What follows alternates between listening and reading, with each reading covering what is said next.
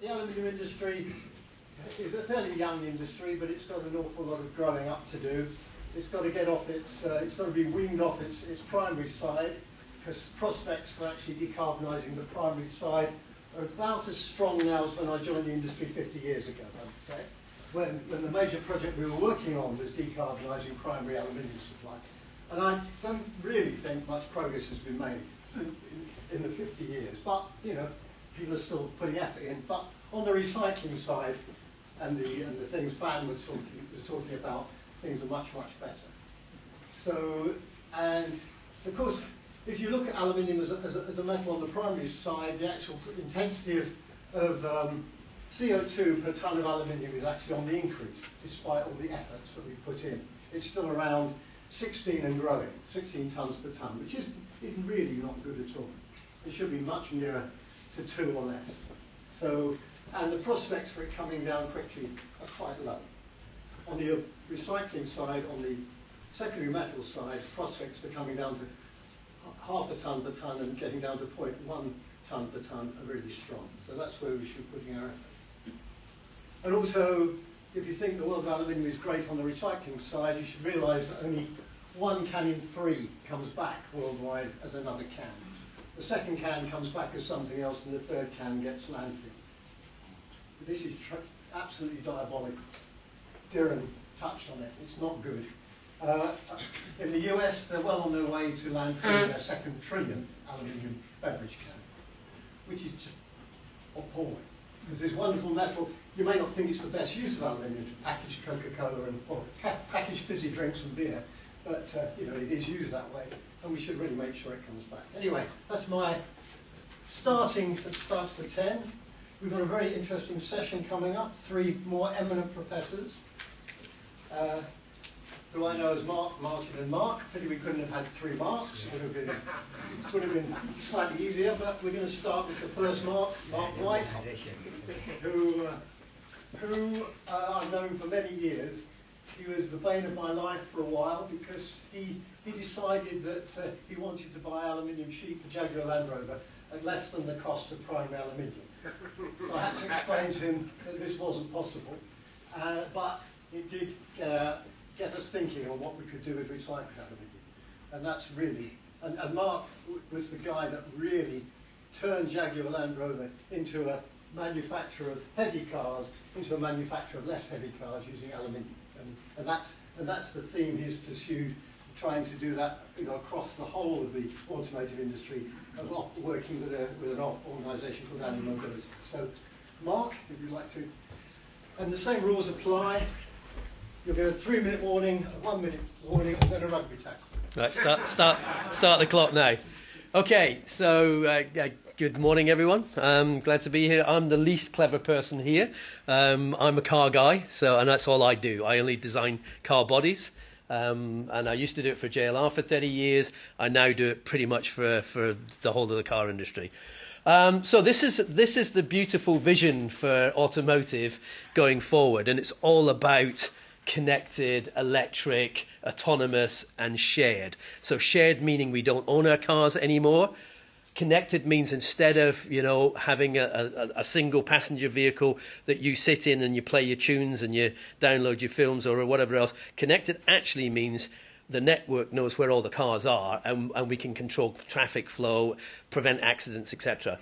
So our vision really is no more internal combustion engines by 2040, and you know the Germans and a few other people are pushing back against that, but I'm hoping that that's going to still stand. That we have no more road accidents, and that's a huge task to undertake, but it is possible with connected and autonomous vehicles. Vehicles on demand, so instead of our car sitting around 95% of the time, because we drive it to work and then drive back home and then maybe go to the shops now and again, most of the time your car's sitting around. So shared ownership and vehicles on demand is a really good ambition. And sustainable materials only, so using more and more recycled metals and more recycled materials. A lot of people think, is that really possible? Well, if we look at back 20 years ago and say, where were we? The first modern BEV, the GM EV1, was discontinued after only 3 years because the oil industry said to GM, we don't like these.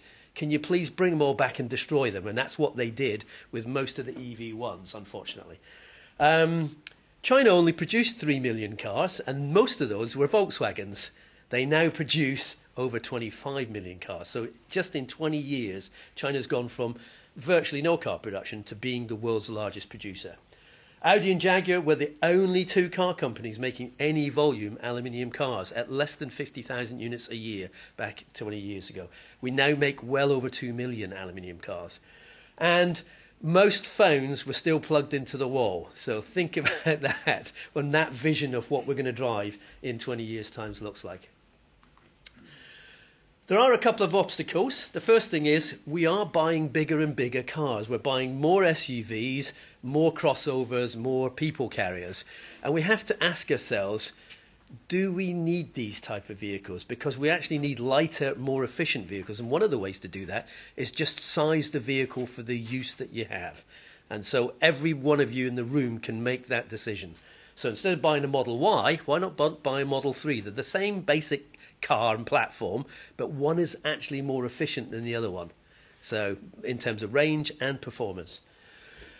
We are buying more BEVs and hybrids, but the majority of cars are still ICE, and BEVs and hybrids are heavier than their ICE equivalents. So we have to find a way of moving to these BEVs and hybrids and making them lighter. And whilst we have introduced lots of high-strength steels and aluminiums, we've actually only just offset the weight increase in terms of safety and performance, etc., etc. So we need to do better, and we need to make sure those materials are sustainable. We have got lots of different materials that we can use, and we can develop more, but I don't think we should. I think we should develop the materials that we have and make them more recyclable and recycle them. Not just make them more recyclable, but actually recycle them and use them again. And I'll come on to why we should do that. And this is the harsh reality. This is the Financial Times. This is actually someone not in the car industry looking at the car industry. What it actually says is, you can see on this one here, vehicles are getting heavier despite our best efforts. Both the bodies and the vehicles are increasing in weight. And we talked about virtuous Norway. I love Norway. It's a wonderful country. They're adopting EVs like they're going out of fashion. But of course, they're adopting EVs and their cars are all getting heavier, so because of that mass adoption of EVs. So we have to do something about it. And we all, pre-COVID, set a target of being, by 2021, down at 120 grams as EU average for CO2. We're actually nowhere close. We're still, here's Europe here, and we're about 180. Yeah. So although we tell ourselves we're meeting our targets, we're not actually meeting our targets, because we've started using less diesels, so we're actually producing more petrol cars, making more CO2, and we're driving bigger cars, which again put out more CO2. So, and you know, as I say, the only bright spot really is Norway again. Their CO2 is on the floor because again, despite the weight, they're now all driving electric cars. And this is probably more worrying. Deaths on the road, whilst we are on a downward trend in most parts of the world, this is the US. We've actually started to kill more people in our cars, and that shouldn't be allowed. You know, we need to make sure that we are bringing these autonomous driving systems, these safety systems in that work and not that just look great in the adverts. So. And then finally, shares of electric cars and hybrids, they are increasing. This is Norway per capita. This is Europe, pretty good. This is US, it's a bit slow. The biggest adopters of electric vehicles is China. China will probably reach 35% of their total market share this year as BEV or hybrid, and probably 50% by 2025. So China's the new Norway, if you like. Okay, that's the basic statistics. What can we do about it? There are only three things that you can do from a science point of view. You can make propulsion systems better, you know, either more efficient ICE or better still, move to hybrids and then electrics once we've got solved the battery issues. Or we can reduce weight. It's an and conversation, by the way.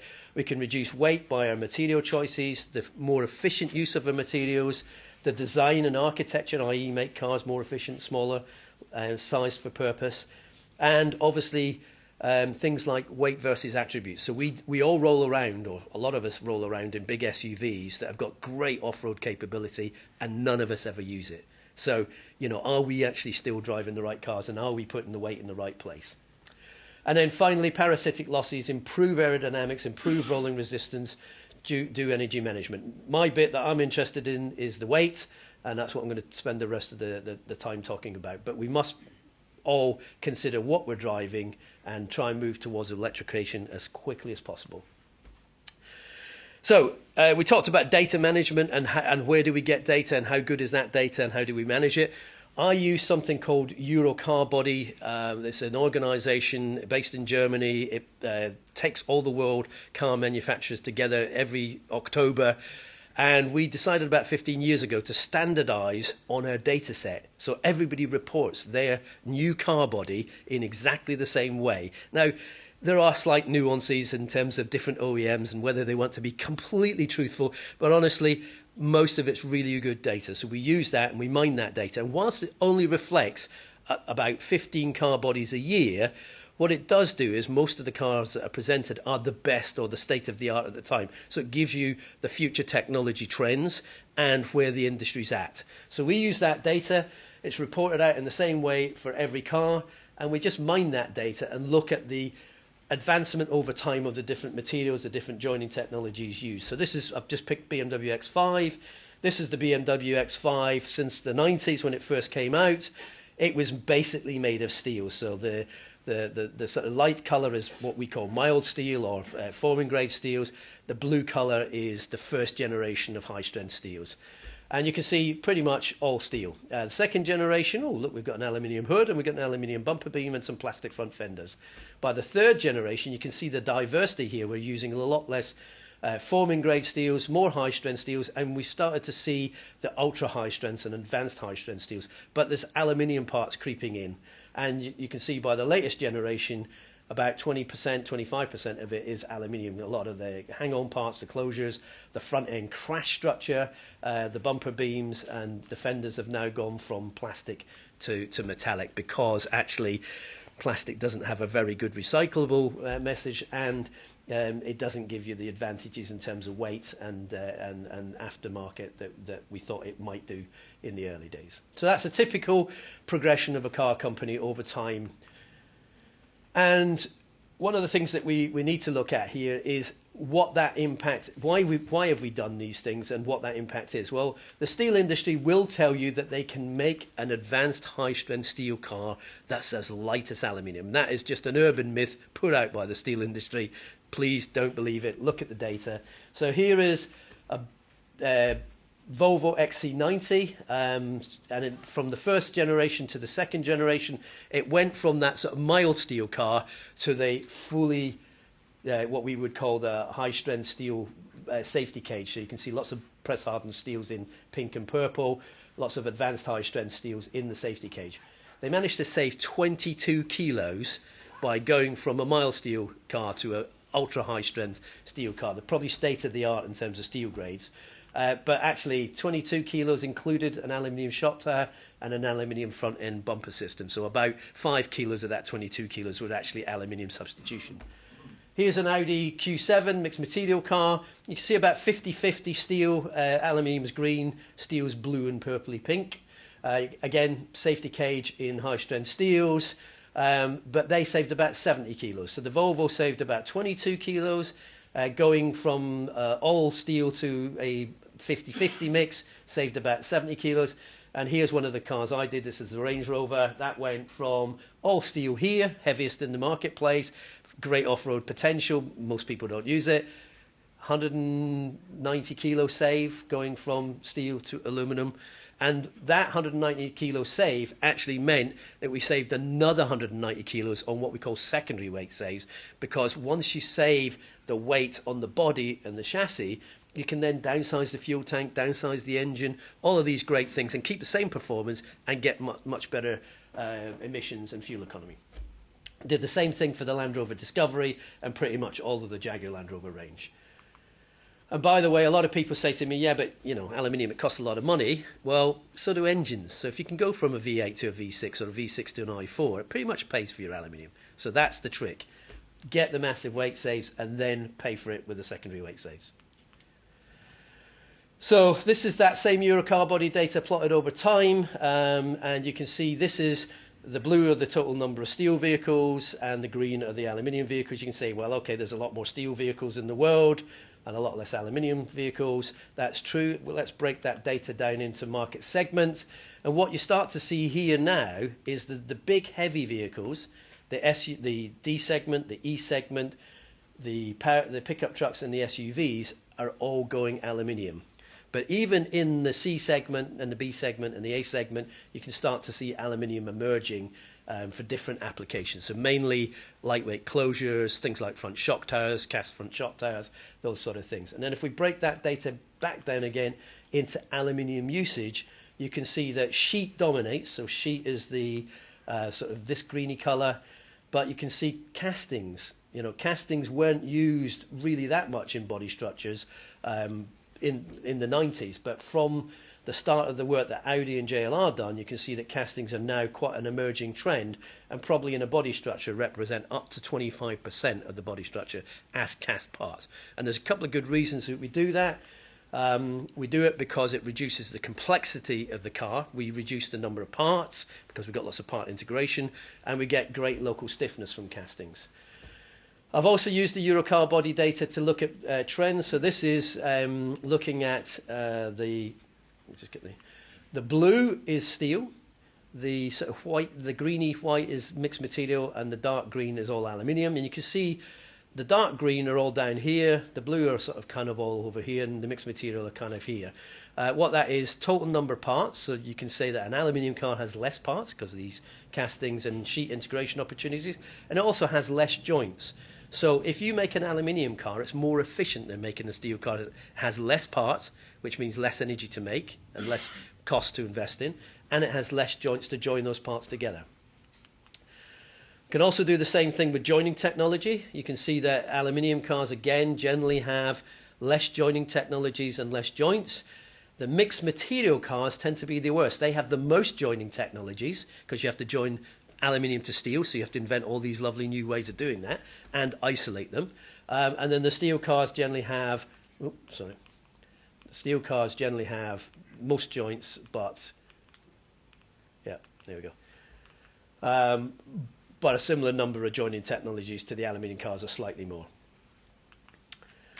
And it's the same with electric cars. So this is just from, I think it's 2019 and 2020 Eurocar body data. You can see the bigger the car, the more aluminium usage. So this is the Neo ES8 from a Chinese manufacturer, pretty much all aluminium. The Jaguar I-Pace, my electric car that I drive, and the last one I did for JLR. And then as you move towards the smaller cars and lower pricing, you see more and more steel. But the battery boxes generally tend to stay aluminium, and the closures are the things that are being adopted in the lower cost cars.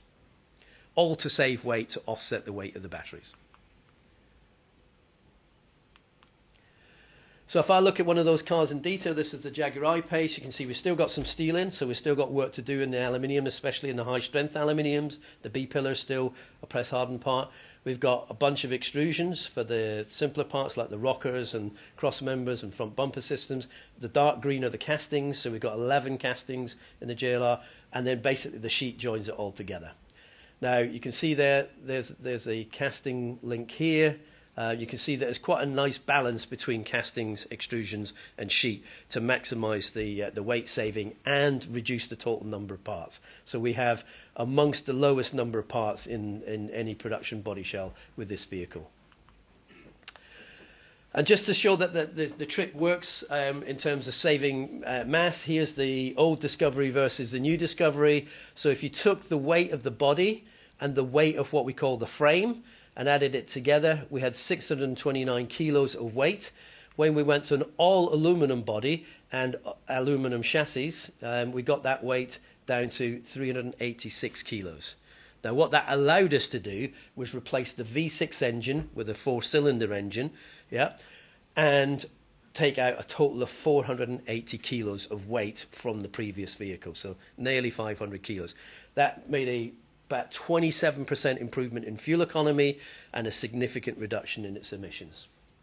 It also, because we've got less weight in the upper structure, meant that its off-road and its on-road performance were better because it had a lower center of gravity, and lighter means it can turn quicker, brake quicker, and accelerate quicker. And the impact on the environment is also good. Jeff talked about primary material, and this is where we basically are. If we compare, this is this aluminium made with 100% prime. This is the steel for a body shell, and we talked about the cost, the CO2 per kilo or the CO2 per ton. What you've got to remember when you're comparing a ton of steel, you don't compare it against a ton of aluminium. You compare it against about 600 kilos of aluminium. So if you're at 8 tons of CO2 per ton of aluminium as an average for Europe, you're probably actually, when in automotive terms, converting that in, you're probably only at about 5.5 versus steel's 2.5 or 2.5 to 3. As soon as you put closed loop recycling in place, i.e. don't just throw the metal away that you generate in the manufacturing process, give it back to the people that make the material, then you start to narrow the gap to steel to, I would say, parity. Yep. And then as soon as you start to add in end-of-life recycling, aluminium starts to quickly pull away from steel. So Jeff's message about let's stop using prime and use more recycling is absolutely right. And the more secondary metal we can use, the bigger the gap to steel in terms of CO2 for transport. This was for an electric vehicle. Obviously in the production phase we lose, but in the use phase we win because of the lightweight. And these are just some of the vehicles that we make today in aluminium. So about 2 million. Most of them were ICE, but the bottom ones are all BEVs. So you can see the I-Pace, the Tesla, the Neos, and there are many more that are coming in the next few years that are all aluminum or aluminum intensive. So I'm going to spend the last part of my talk today just to show you where castings are used in the body structure and why. Castings have actually been used in automotive right from day one. This was a racing car that was a complete cast body that won the Indianapolis 500 back in 2011. This is a Pierce Arrow with a completely cast upper structure. So Mr. Musk wasn't the first to do this. Actually, it was in production in the 1920s. But 2011, Mark. It can't have been 2000. Sorry, 1911. Sorry, my brain had a flip. That's fine. It was called the Marmon. Margin of error. Yeah, margin of error. But really it wasn't until our friends from Audi decided that they wanted to use what they call cast nodes in the Audi A8 that we started to see high pressure die casting used in the modern world. This was then refined and developed. These parts in red are the Audi A2 castings, and this was my contribution in 2002 with the first XJ. We've went on since then to make these castings bigger and bigger and bigger, and this was the Jaguar I-Pace with the biggest castings that we could make off 4,500 ton machines at the time. Castings are great in what we would call stiffness and durability cases, so use them in the powertrain mounts and in the chassis mounts, so shock towers, engine mounts and battery boxes in future applications. They're not that great at crash. We need to do more about their mechanical properties before we can start to use them in the crash structure areas. Interesting to see Mr. Musk's latest invention. This is what we call the latest trend, the mega castings or giga castings, depending on which language you speak. But basically, he took the rear end of the Model 3 as a bunch of stamp parts and replaced it with a single casting. This is actually his first attempt, which was a double casting, but that is now a single casting. And he managed to integrate 79 body and white sheet parts into one single casting. Great for part integration, a little bit lousy for weight. He actually put the weight up by 8 kilograms for those particular parts. So we need to do both. We need to do the part integration and get the weight down. Otherwise, it isn't actually that great from a CO2 per kilogram point of view because we've just added 8 kilograms in. This is the next step. So as I say, this was his first attempt when it was actually a two-piece casting. He's now integrated the rear rails, the crash structure, and one of the sheet components. That's added even more weight on. So again, I think that's a backward step. But what he has done now is he's got a complete cast rear end, and he's now got a complete cast front end. Now, there's a big debate going in the automotive industry about is this okay from a crash point of view and from a low-speed damageability and repairability point of view. So I personally don't think this is the final answer, but it's great for someone to be pushing the casting envelope the way the way that Tesla has. So I applaud him for that. Just not sure that going into the front crash structure, having looked at deaths on the road going up, is the right solution. Now, that's just my personal opinion. Other people are looking at these large castings. Volvo have already come out and said they're going to take their existing factory, which is basically a steel-based infrastructure, as you saw from that Volvo XC90 earlier, and turn it into a more sustainable factory of the future. And they're looking at mega castings for that. We've also seen things from Mercedes, but probably the place where we're seeing the most interesting work right now is in China. So China has really decided to go for the part integration and the casting integration opportunity, and I'll talk about that in a minute. Volkswagen have also said, we think this is a great idea, and this is them saying, well, okay, how can we get the biggest casting onto our existing machines, rather than going out and buying these huge casting machines, so between 6,000 and 8,000 tons. They've said, what's the biggest casting we can produce off of our 4,400 ton machines that we've already got? So reuse the equipment they've got. And they've actually produced a pretty big casting there, and that will probably appear in the next Volkswagen electric car in the next generation, in the next few years. But China is where it's all happening. This is the new ES8. You can see that the new ES8 has adopted a front casting, the same as Elon Musk, but not including the crash structure. So they've gone for part integration and stiffness and backup structure, but they haven't impacted the front crash structure. And then they've got a rear casting, but again, it doesn't include the rear rails. So from a repairability and low-speed crash point of view, it's pretty good. I think this is closer to the answer for the future. So you get maximum part integration, but none of the crash risk. And we're seeing a lot of Chinese OEMs looking at this as in-house manufacture as the right way to do it. So getting the best cost and weight balance versus the current sheet solutions. So that's it for me. Jeff hasn't raised the 3-minute card yet, have you?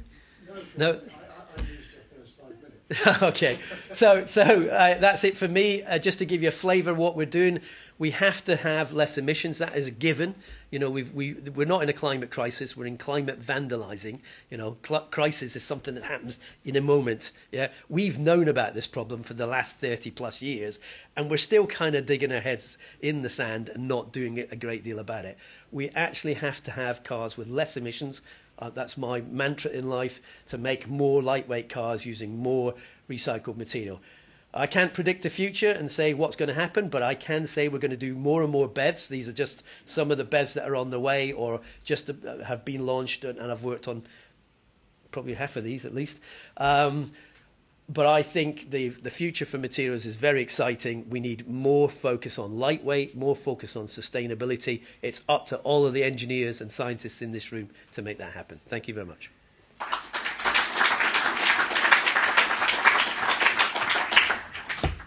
Right, thank you, Mark, for making my job so easy and sticking to time and giving such an amazing talk with so much. I don't think anyone else packs so much detail of aluminium cars into such a short presentation. Excellent. Right, questions. Brian, you're going to start? If I can. So, Mark, you said at the end there, lightweight, yep, tick. Recycling, yep, tick. I want to ask about electric. So if China turns in the next 5 years to, or however many it wasn't much longer than that, to 35%. No, the 35% today. They'll be at 50%. Sorry, by 50%. 2025. And they're building coal-powered and oil-fired power stations to deliver the electricity. Is there actually a reduction in CO2 emission associated with the transfer to electric? Obviously, the lightweight's got to be good and the recycling's got to be good. I'm completely with those. Yeah. I'm confused about whether, you know, in the long term maybe electric works, but in the short term I'm worried that it's actually negative. Norway's fine, it's hydro, you know, but that's different. Yeah. So it is the ultimate quandary, you know. But when you look at well to wheel, you know, from digging it out the ground to running your car, doesn't matter which scenario you do, whether it's a China scenario, a North American scenario, or a European scenario, electric vehicles overall produce less emissions than any internal combustion powered car. The emissions, I think in total CO2 produced. No, even in total CO2 produced, allowing for carbon, even burning coal, putting it into an electric car is much better than putting it into an internal combustion. Just to put it in context, an electric motor is somewhere around 90% efficient. The best internal combustion engine on the planet is a Formula One engine, and it's about 50% efficient. We can't afford the technology in a Formula One. So the best road cars are between 32 and 35% efficient. Now that is just the efficiency rate of the energy produced that it takes to run the car. When you look at actually the cost of digging oil out of the ground, shipping it all over the world and refining it, and then shipping it to the gas station, there's a whole carbon trail associated with that before you fill your tank up. And electricity is much better than that. You either burn coal or you burn gas, or you hopefully create it through renewables. But the energy pipeline is much shorter and much more efficient. So they're coupled by the fact that you've got a more efficient drive system in an electric car and a more efficient energy conversion system, then basically electric BEVs win. I will say though, batteries have to be better than they are now. We have to stop using rare earth elements. We have to reuse first and then recycle. Yeah, so don't take your electric car battery and then just put it through a shredder like we saw earlier. Don't do that, please. Put it into an energy storage system in your house first, or in your office or wherever. So I've got battery storage in my house. I have no fossil fuels in my house, so I'm completely off the grid. I've got 10 kilowatts of solar on the roof and 10 kilowatts of battery storage. My battery storage runs my house at night. Now I live in the UK and it works for me. I'm actually energy positive across the whole year. Now I use the grid in the winter, but in the summer I power 4 other houses. Now we talked about Norway and how good Norway is. We all need to become Norway, and China is actually becoming more like Norway faster than a lot of other places in the world. So they are adopting solar, they are adopting wind. They're coming from a bad position of coal-fired infrastructure. But honestly, we didn't stop them, and we didn't say, hey guys, that's a bad idea, And same with India. We can't just say to India and China, you must stop doing this, because we started off that, in the 18th century in the UK. So we have to help them develop the renewable energies, hydro, wind, solar, and get onto a clean grid as quickly as possible so we can all drive clean transport. That was a long answer. Sorry. I think as long as it's a short one. Yeah.